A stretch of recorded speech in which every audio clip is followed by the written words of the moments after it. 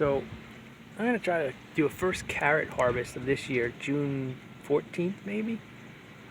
And let me just show you here. So this carrot here is from last year, and so are those two.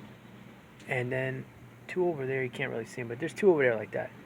And then these are all the new ones I planted in like April and then the beginning of May, all in here. You can see those little green guys. So these made it through the winter. This guy here and all these were about that big, all through the winter and everything. I just left them there. I couldn't believe it. They stayed green, and then they just started to grow in the spring. So this one's shooting up another leaf in there. I was thinking about letting it seed out and have one of them seed out, but I'm interested to see because I couldn't get any carrots last year. They just weren't growing. The sprinklers were on too much maybe or something, but they were like just little guys like this. They're supposed to be about 7 inches. So I think I'm going to pull this out just to see. And also these guys here, they must have got seeded from the two right here and blew in the wind and then landed there. So I got to rip it up without harming that guy. But I'm really interested to see. It looks a little bit distorted, the carrot, but just the fact that it came from last year. And one of my lettuces did that too.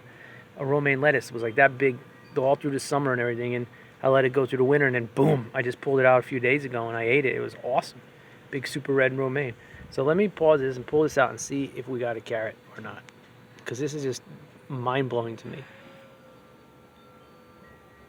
Okay, so no, not really a carrot.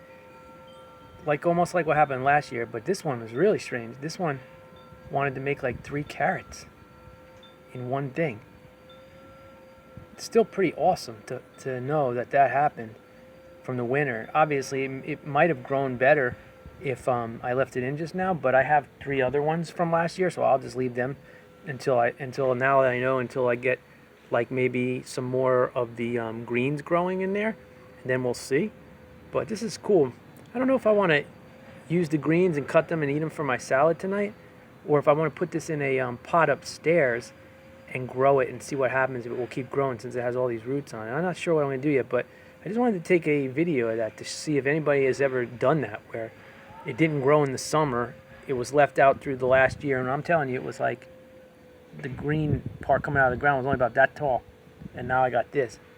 So that's interesting, the whole winter, and I'm in Northern California, so it gets cold and snowy and everything. All right, so that's interesting. If you have any ideas about why that continued to grow and didn't die out, let me know. Bye.